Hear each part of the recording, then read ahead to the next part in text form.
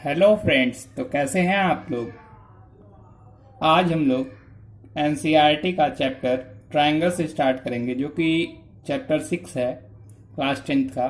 तो देखिएगा, यहाँ पर हम लोग 9th क्लास में पढ़ चुके हैं कांग्रुएंसी के बारे में। यहाँ पे हम लोग सिमिलैरिटी के बारे में पढ़ेंगे। सिमिलैरिटी, तो देखिएगा दो फिगर को सिमिलर कब बोला जाएगा। अगर आपसे कहा गया एक ट्रायंगल ये है और दूसरा ट्रायंगल ये है।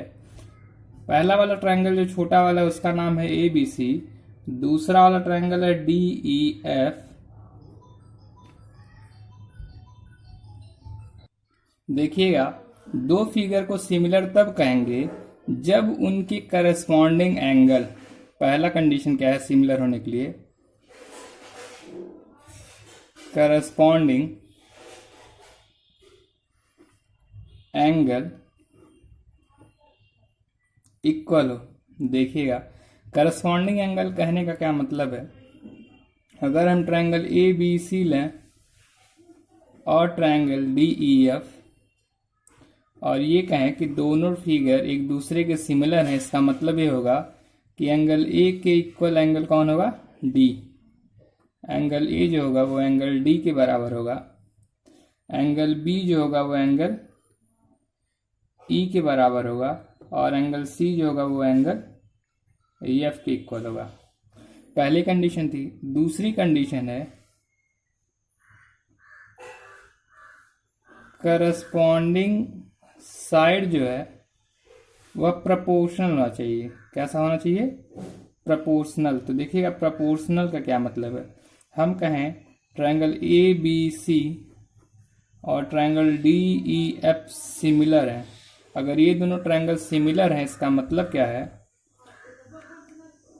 ए बी अपॉन अगर इन दोनों का पहला दो टर्म लिया गया तो इन दोनों का ही पहला दो term D E is equal to B C upon, अगर बी सी ले रहे हैं तो वहां पे ई एफ मिलेगा, अपॉन ई एफ।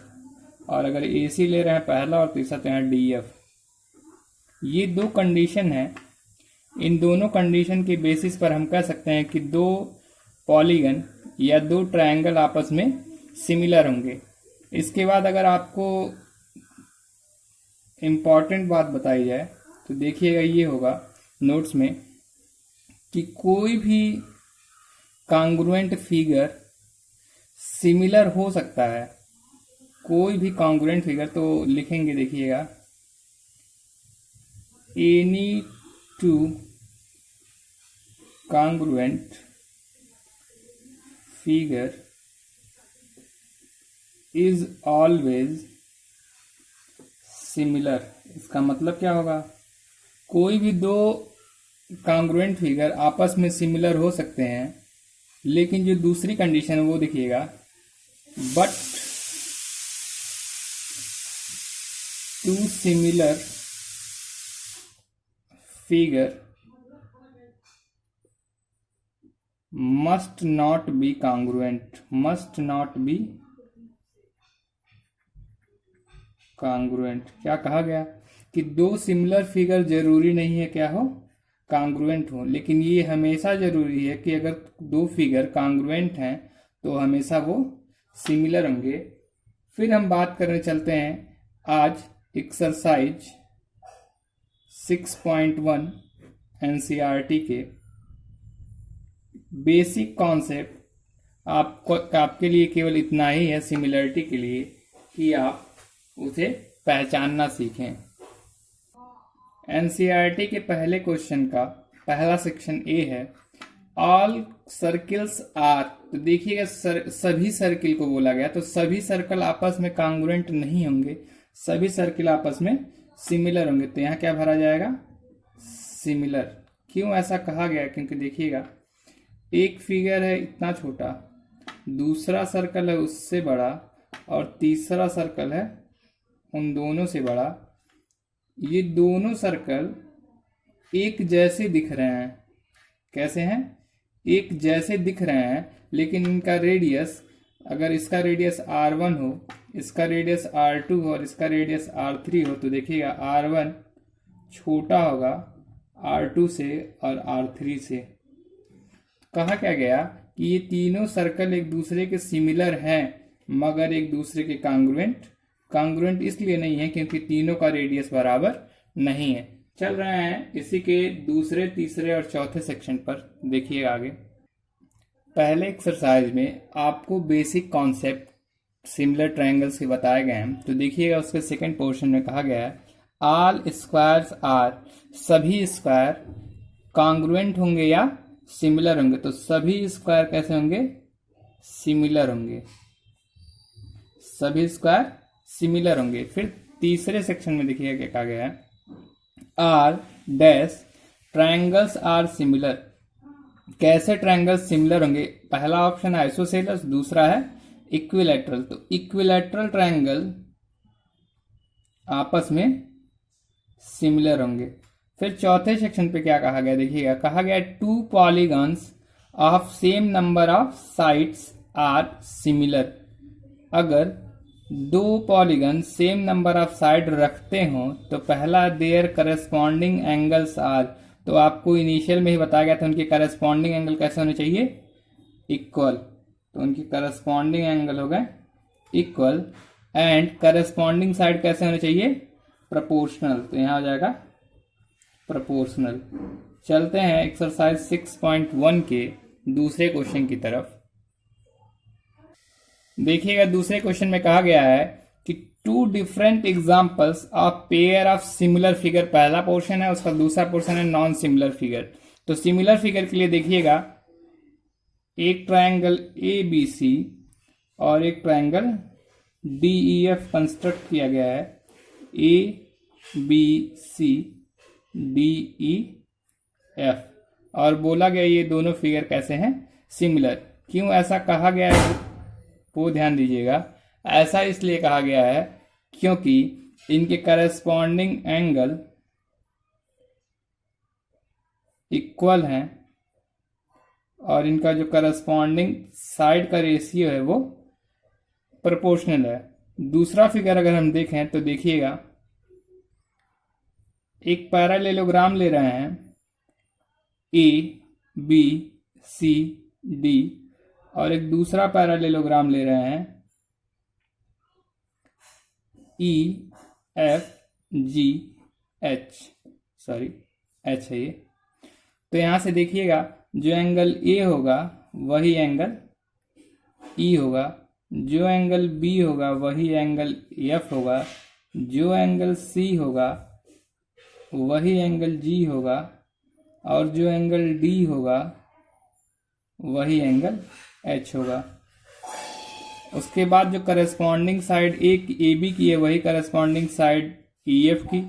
जो करस्पॉन्डिंग साइड का रेशियो AB का और EF का रेशियो बराबर है, BC का और FG का रेशियो बराबर है, CD का GH के रेशियो के बराबर है और AD का रेशियो FH के बराबर है। फिर हमें बात करनी थी नॉन सिमिलर फिगर की। तो नॉन सिमिलर फिगर में बात करने चलेंगे तो हम एक ट्रायंगल ले लेते हैं और दूसरा फिगर एक कोई भी क्वाड्रिलेटरल ले लेते हैं। अगर ABC फिगर है और ये DEFH है तो ये दोनों फिगर आपस में सिमिलर नहीं होंगे क्योंकि यहाँ 3 साइड है और यहाँ 4 साइड है। फिर हम एक पेंटागन ले लेते हैं, देखिएगा, और एक हेक्सागन ले लेते हैं। पेंटागन और हेक्सागन भी आपस में सिमिलर नहीं होंगे क्योंकि पेंटागन में 5 साइड और हेक्सागन में 6 साइड है और इनके इसमें 5 करस्पॉन्डिंग एंगल मिलेंगे और इसमें करस्पॉन्डिंग एंगल 6 मिलेंगे जो कि आपस में बराबर नहीं होंगे। चलते हैं आज के लेक्चर के तीसरे क्वेश्चन पर जो कि एक्सरसाइज 6.1 का आखिरी क्वेश्चन होगा। देखिएगा तीसरा और आखिरी क्वेश्चन आज के लेक्चर का। कहा गया है कि आपको बताना है कि जो दो क्वाड्रिलेटरल दिए गए हैं क्या वह आपस में सिमिलर है या सिमिलर नहीं है। तो देखिएगा हम पहले करस्पॉन्डिंग साइड लिख लेते हैं। PQ का AB के साथ रेशियो निकाल लेंगे तो PQ का है 1.5 और AB है 3। इनको अगर डिवाइड करेंगे तो 1/2 मिलेगा। फिर देखिएगा Q R upon B C करेंगे, क्यू आर है 1.5 और बी सी है 3, यहाँ से फिर 1/2 मिलेगा। फिर यहाँ पे R S upon C D करेंगे तो 1.5/3 दैट इज 1/2।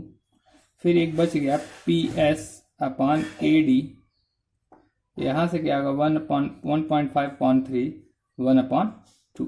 तो देखिए यहाँ चारों जो रेशियोज हैं वो बराबर हैं, लेकिन जो करस्पॉन्डिंग एंगल ए का है वो करस्पॉन्डिंग एंगल जो पी है वह करस्पॉन्डिंग एंगल ए के बराबर नहीं है। फिर हम बात कर लें तो करस्पॉन्डिंग एंगल क्यू जो है वह करस्पॉन्डिंग एंगल बी के बराबर।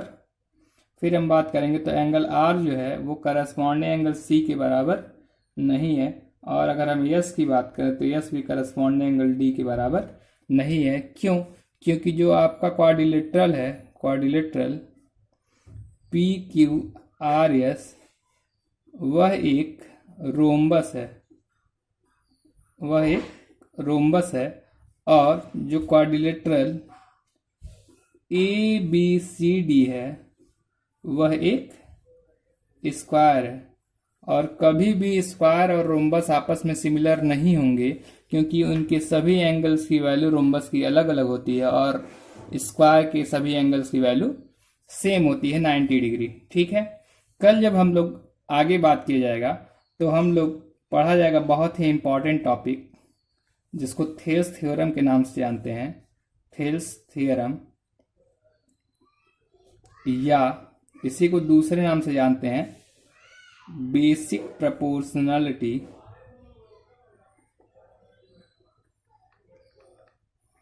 थ्योरम। बेसिक प्रोपोर्शनलिटी थ्योरम का शॉर्ट फॉर्म होता है बीपीटी थ्योरम। बीपीटी थ्योरम यह हर साल सीबीएसई के लगभग 2012 से लगा करके 2020 तक हर साल के पेपर में अल्टरनेट हर साल पूछा गया है। अभी 2020 का पेपर भी आप देखेंगे रिसेंटली का, तो आपको उसमें यह थ्योरम मिल जाएगा, जो कि 4 नंबर के क्वेश्चन में हमेशा पूछा जाता है। मिलेंगे नेक्स्ट लेक्चर में, तो 6.2 एक्सरसाइज के साथ साथ कुछ थ्योरम पर भी बातें होंगी।